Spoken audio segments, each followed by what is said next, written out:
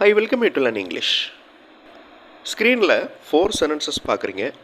4 sentencesமே வேறு டைப்ஸ். அதில் எது ராங் அப்படிங்கிறத கண்டுபிடிக்கணும்.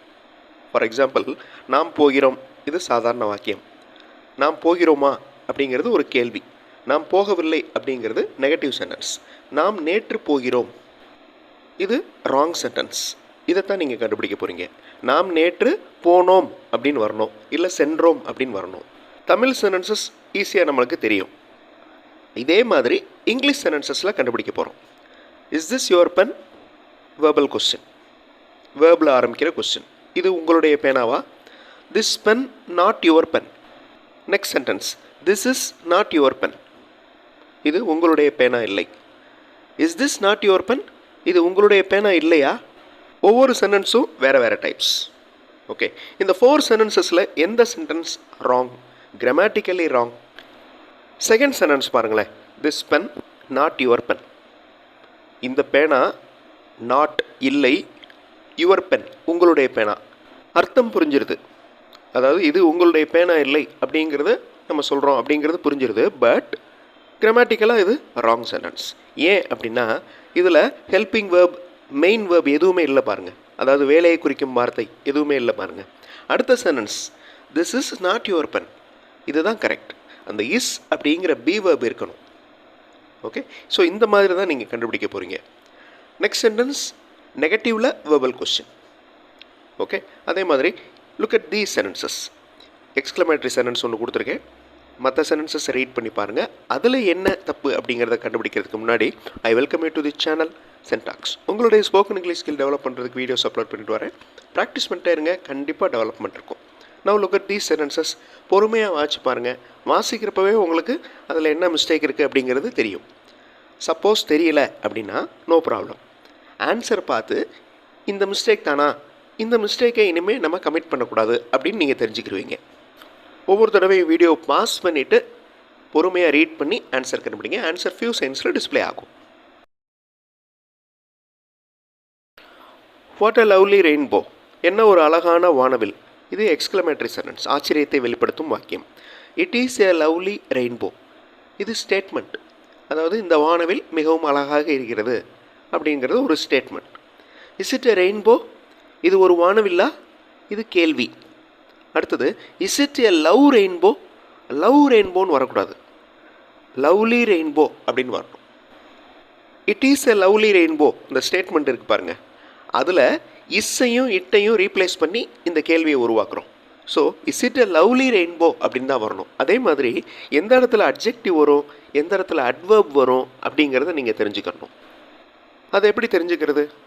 நிறைய இங்கிலீஷ் சென்டென்சஸ் ரீட் பண்ணணும்.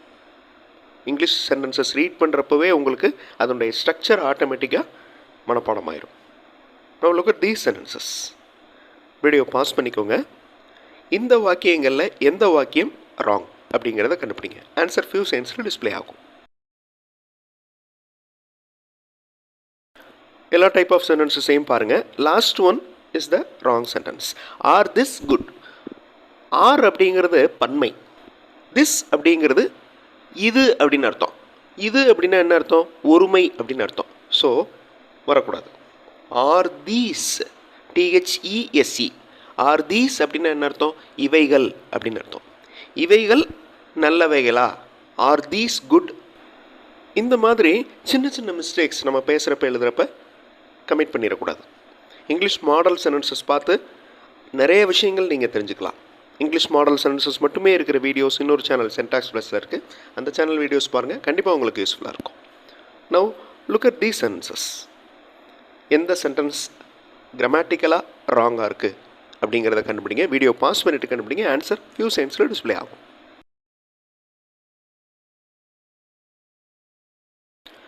Haven't we share equally? Wrong question. The last question is a wrong question. ஏன் அது தப்பு? Have, had, has. இந்த 3 வார்த்தைகளும் have verbs அப்படின்னு சொல்லுவோம். இந்த வார்த்தையை ஃபாலோ பண்ணி ஒரு வேர்ப் வந்துச்சுன்னா அது பாஸ்ட் பார்ட்டிசிபிளாக தான் இருக்கணும். பாஸ்ட் பார்ட்டிசிபிள்னால் என்ன அப்படிங்கிறதுக்கு நான் நிறைய வீடியோஸ் இந்த சேனலில் கொடுத்துருக்கேன். ஓகே, ஒரு வேர்ப் லேர்ன் பண்ணுறப்ப பாஸ்ட் டென்ஸ் லேர்ன் பண்ணணும், பாஸ்ட் பார்ட்டிசிபிள் லேர்ன் பண்ணணும். இங்கே ஹேஸ் ஹேவ் ஹேடை ஃபாலோ பண்ணி வேர்ப் வந்துச்சுன்னா பாஸ்ட் பார்ட்டிசிபிளில் இருக்கணும். இங்கே ஷேர் அப்படிங்கிற வேர்ப் வந்திருக்கு. ஸோ அதனுடைய past participle form shared, SHARED. இது ஒரு முக்கியமான grammar mistake. Haven't we shared equally அப்படி தான் இருக்கணும் அந்த sentence. Now look at these sentences. பொறுமையாக வாட்ச் பாருங்கள், ரொம்ப ஈஸியாக இருக்கும். எந்த மிஸ்டேக் இருக்குது, எந்த சென்டென்ஸில் மிஸ்டேக் இருக்குது அப்படிங்கிறத கண்டுபிடிங்க. வீடியோ பாஸ் பண்ணிக்கோங்க, ஆன்சர் ஃபியூ செகண்ட்ஸில் டிஸ்பிளே ஆகும்.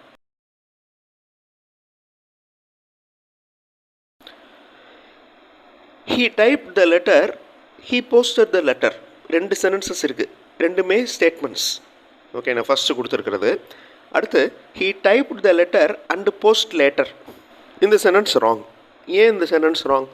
நல்லா நோட் பண்ணி பாருங்கள். அந்த ஃபஸ்ட்டு சென்டென்ஸ் பாருங்கள், statements. he typed the letter past டென்ஸில் இருக்குது. he posted later. லேட்டர் அப்படின்னா என்ன அர்த்தம்? பிறகு அப்படின்னு அர்த்தம். போஸ்டட் அப்படின்னா போஸ்ட் பண்ணிட்டாரு அப்படின்னு அர்த்தம். அதுவும் பாஸ்ட் டென்ஸில் இருக்குது. பிகினர் லெவலில் இந்த மாதிரி மிஸ்டேக்ஸ் வர சான்சஸ் இருக்குது. ஏன்னா he typed அப்படின்னு சொல்லிடுறோம் பாஸ்ட் டென்ஸில், அதுக்கப்புறம் போஸ்டட் அப்படின்னு சொல்லணும். போஸ்ட் அப்படின்னு சொல்லக்கூடாது, அது ப்ரெசன்ட் டென்ஸாக போயிடும்.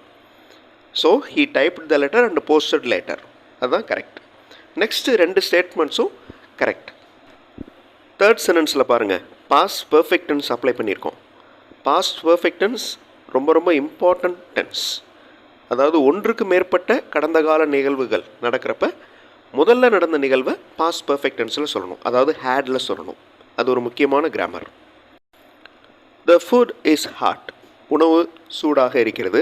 ஐ கேனாட் ஈட், என்னால் சாப்பிட முடியவில்லை. இது ஸ்டேட்மெண்ட்.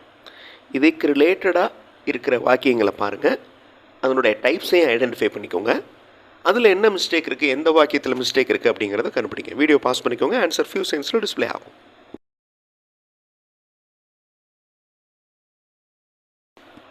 ஒரு ஸ்டேட்மெண்ட் எந்த மாதிரி வேர்பல் கொஸ்டினாக மாறுது, அது எப்படி எக்ஸ்க்ளமேட்டரியாக மாறுது அப்படிங்கிறத பாருங்கள். Okay, the food is hot, I cannot eat, இது ஸ்டேட்மெண்ட்.